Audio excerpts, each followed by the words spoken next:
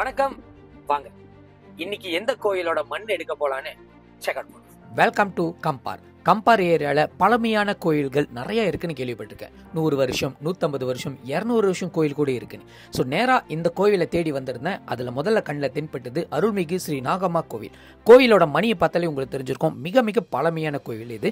பழைய ஸ்ட்ரக்சரில் செஞ்சுருப்பாங்க. ஆனால் என்னோட நல்ல நேரமோ என்னவோ இந்த கோவிலில் 19வது ஆண்டு, அதாவது இந்த திருமுறை ஓதும் போட்டி வந்து நடந்துச்சு. இந்த விழாவில் ஒரு பார்வையாளராக கலந்துக்க எனக்கு ஒரு வாய்ப்பு கிடைச்சு.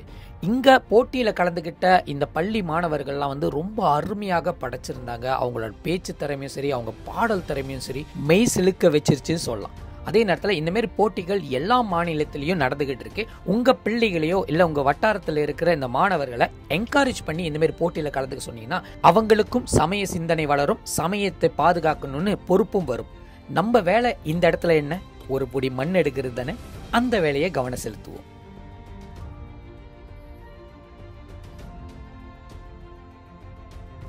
நாகம்மா கோயில் பக்கத்திலே ஹனுமான் கோயில் இருக்கு.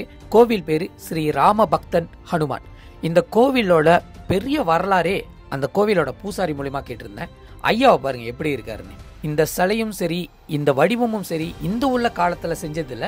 ஏறத்தாழ ஒரு 100-150 வருஷத்துக்கு முன்னாடி செய்யப்பட்ட ஒரு சிலை. இந்த வடிவத்தை இன்னமும் மெயின்டைன் பண்ணிக்கிட்டு இருக்காங்க.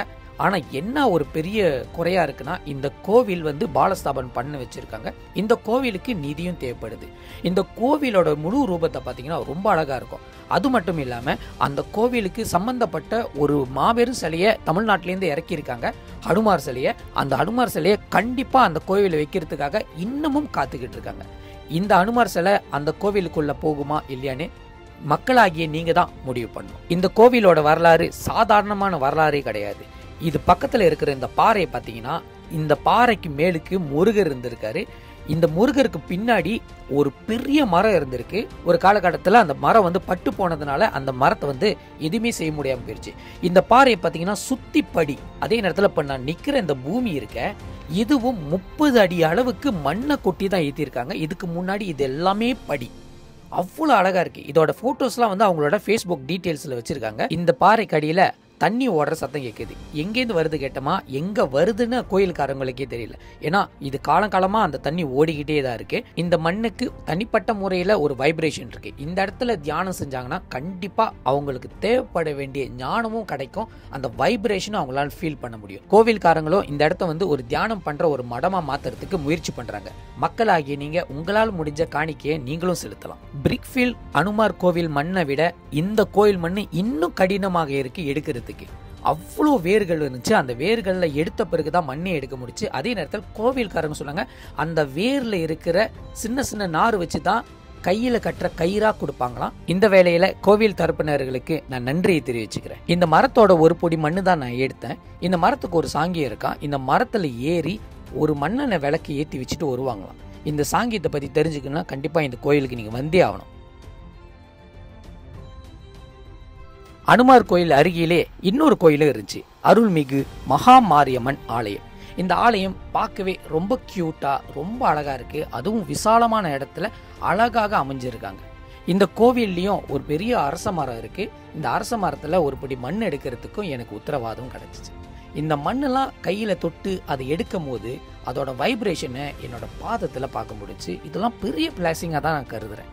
இந்த எல்லா மண்ணும் மேரா எஸ்டேட் மகா மாரியம்மன் ஆலயத்துக்கு வந்து நான் ஒப்படைக்க போறேன். அந்தோட காட்சியை இன்னும் கொஞ்ச நாள் நீங்க பார்க்க தான் போறீங்க. இதுக்கு முன்பு பார்த்த மாரியம்மன் கோயில் பக்கத்திலே பெரியாச்சி அம்மன் என்று ஒரு ஆலயம் இருக்கு. அந்த ஆலயத்துக்கு பின்னாடி இருக்கிற மரத்தை பாருங்களேன், பா பயங்கரமா இருக்கு. ஒவ்வொரு கோவிலுக்கும் ஒவ்வொரு மகத்துவமும் தனித்துவமும் இருக்கும். எல்லா கோவிலும் ஒரு மரத்தோட வேர் வழியாக தான் உதிக்கும்.